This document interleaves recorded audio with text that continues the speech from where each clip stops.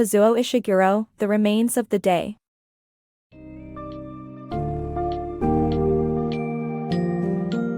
In The Remains of the Day by Kazuo Ishiguro, embark on a poignant journey through the reflections of Mr. Stevens, a dedicated and meticulous butler serving in post-war England.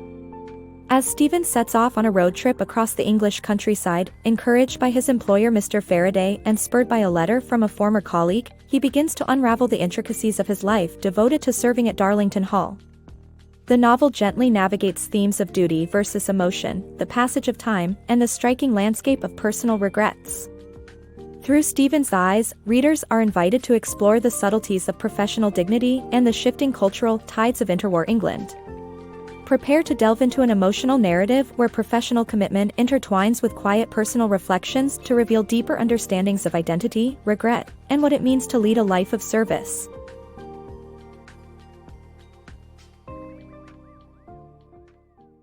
The Butler's Journey. In the 1950s, Stevens, a meticulous butler and the narrator, resides in the distinguished Darlington Hall in England. A chance for change comes when his employer, the American Mr. Faraday, plans a 5-week trip to the United States, encouraging Stevens to take his own vacation.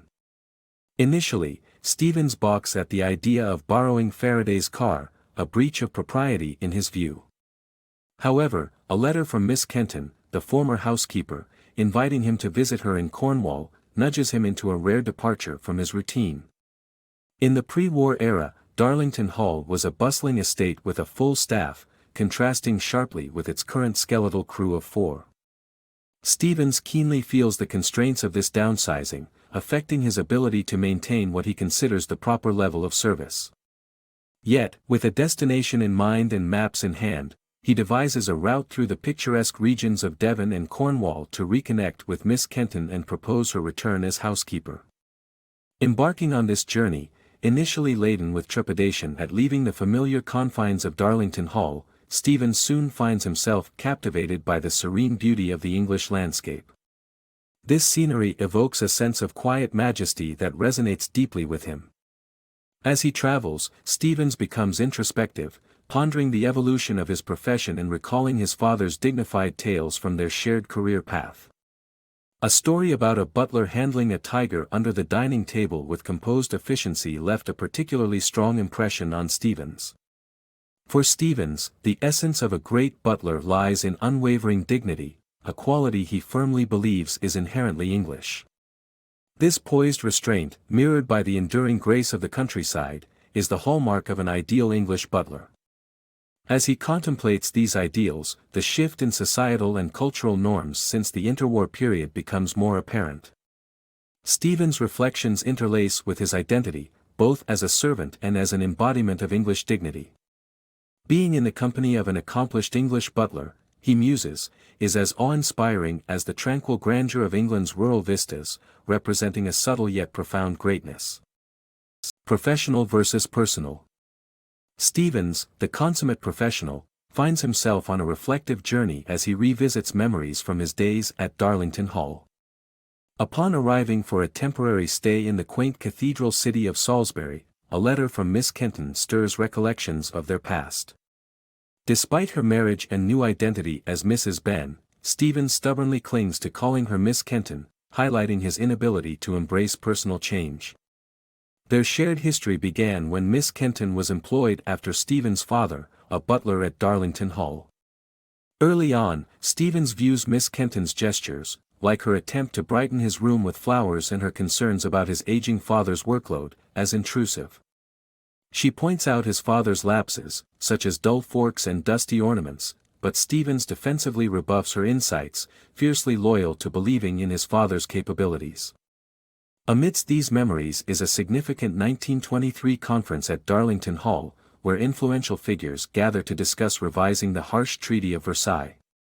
Unnervingly, the conference includes the notorious Oswald Mosley, who later founds the British Union of Fascists. While aware of Lord Darlington's alarming political leanings, Stevens steadfastly maintains silent obedience, priding himself on his discretion. He recalls, with a sense of accomplishment, how Lord Darlington confides in front of him, inviting his guests to speak freely, confident in Stevens' reticence. As this pivotal gathering unfolds, Stevens faces a personal crisis, his father's grave illness. Yet, professional duty keeps him from his father's side until the day's responsibilities end. Miss Kenton, showing the warmth Stevens lacks, finds him assisting a guest when she delivers news of his father's passing. Stevens' decision to finish his work before seeing his deceased father starkly contrasts with Miss Kenton's compassionate nature. Stevens' story isn't merely about adherence to professional rigor, it's about an internal conflict between personal desires and the stringent demands of service. His life at Darlington Hall epitomizes personal sacrifice, even in the face of ethical ambiguity as he caters to a host with fascist intents. His unwavering commitment to duty exemplifies a losing battle with personal inclination, illuminating the price of fidelity to profession over familial ties. Miss Kenton's warmth serves as a gentle rebuttal, reminding that true professionalism need not abandon personal compassion. Loyalty's price. After exploring the quaint charm of Salisbury, Stevens finds himself in the market town of Taunton, where a simple act of ordering tea stirs memories of a pivotal moment in his past. A sign to Merston brings to mind the early 1920s boom in polished silverware, driven by Giffen and Company. It wasn't just economic prosperity, it marked a time when the opinions of esteemed guests like the illustrious Lord Halifax and even Herr Ribbentrop, soon to be a key figure in Nazi Germany, held sway at Darlington Hall. Stevens reflects on how, during his visits in 1936 to 1937, Ribbentrop was seen as insightful, albeit now dismissed as a deceiver sent to weave tales of Germany's intentions. Stevens feels discomfort as he recalls the harsher retrospective verdicts often passed on these figures, and indeed on Lord Darlington, who frequently engaged with Nazi sympathizers. For Stevens, Darlington's choices seemed unremarkable at the time. How could anyone have anticipated the true nature of Hitler's regime? Yet one decision resounded as notably misguided: Lord Darlington's dismissal of 2 Jewish maids under the influence of Mrs. Caroline Barnett of the British Union of Fascists. Stevens, torn between his internal conflict and unwavering loyalty, wrestles with his conscience. Although personally troubled by the decision, he tells himself it's inappropriate to question his employer.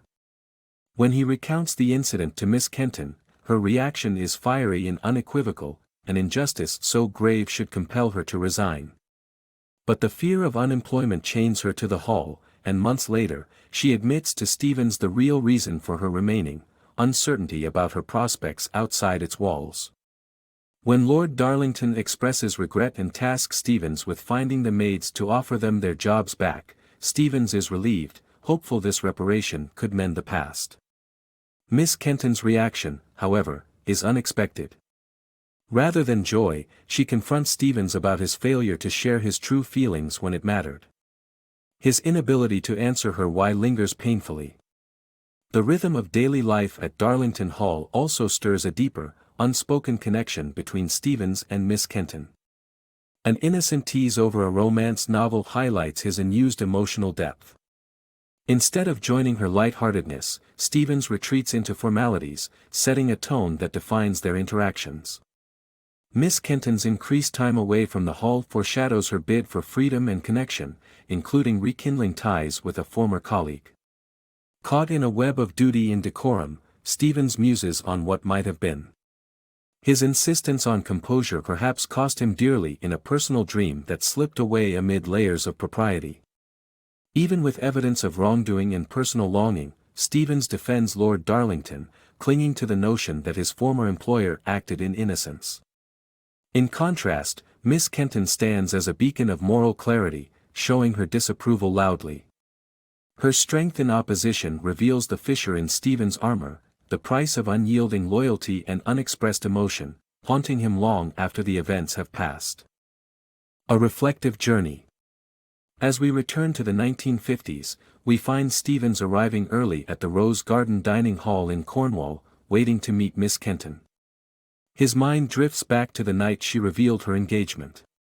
With a reserved demeanor, Stevens congratulated her before slipping away to the library, where he encountered Reginald Cardinal, Lord Darlington's godson. Over a refill of brandy, Cardinal warned Stevens that influential figures were using Lord Darlington as a pawn to facilitate a British Prime Minister's trip to Nazi Germany. Despite the gravity of the situation, Stevens chose duty over emotion as he passed Miss Kenton's room and caught the sound of her muffled sobs. He almost interrupted to offer comfort but continued on, fueled by the belief that his work was pivotal to international change. Fast forward to the present, Miss Kenton confides that she's content in her marriage but often wonders about a life with Stevens. This revelation strikes a chord, finally shaking Stevens into acknowledging his unspoken, deep affection for her and the personal fulfillment he sacrificed for his profession. As they part ways, Stevens is left with a profound sense of what might have been. In a moment of introspection by the pier, a stranger's simple kindness prompts Stevens to reveal that his past dedication to Lord Darlington has left him feeling inadequate in serving his current employer, Faraday. Stevens's tears are met with a gesture of compassion, a handkerchief, and encouragement to find solace in the evening of his life.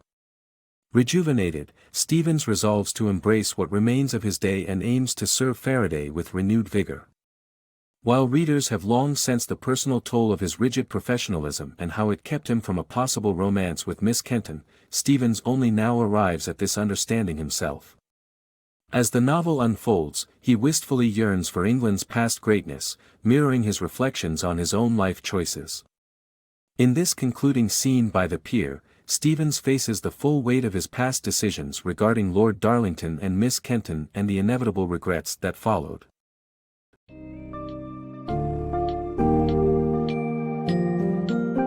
As The Remains of the Day draws to a close, Stevens' journey leads him to a profound realization about the paths untaken in his life, spurred by his cautious devotion to duty at the expense of personal happiness. The narrative encapsulates themes of unyielding loyalty, missed opportunities, and introspection. Through conversations with Miss Kenton and encounters with strangers, Stevens acknowledges his long-hidden emotions and begins to reconcile with his past decisions. The haunting beauty of the English landscape paralleled with Stevens' internal struggle epitomizes the book's exploration of memory and regret. Ultimately, Stevens embraces a newfound resolve to cherish the remains of his day, accepting that the evening of his life still holds opportunity for change. Ishiguro's masterful storytelling envelopes the reader in an introspective examination of inner conflict, highlighting the delicate balance between fulfilling duty and pursuing personal fulfillment.